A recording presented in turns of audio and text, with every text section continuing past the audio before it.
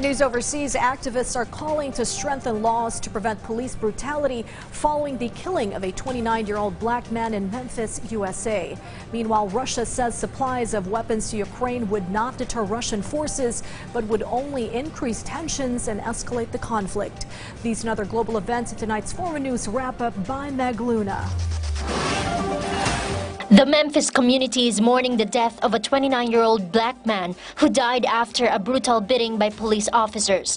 Vice President Kamala Harris paid her respects at the funeral of Tyre Nichols and demanded Congress pass legislation aimed at prohibiting chokeholds and no-knock warrants and making it easier to bring charges against police officers. This amid calls from activists to strengthen laws to prevent police brutality in the country.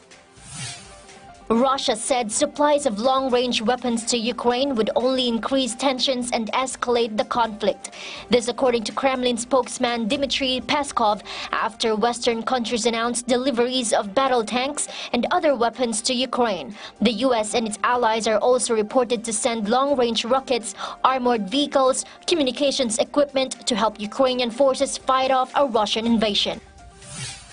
Meanwhile, Pope Francis arrived in the Democratic Republic of Congo and led a mass before 1 million people in Kinshasa, urging them to forgive those who have harmed them. The Pope also addressed a crowd of tens of thousands of young people in a stadium in Congo's capital on the third day of his visit to the country, where he appealed for peace and reconciliation. Meg Luna for The Nation.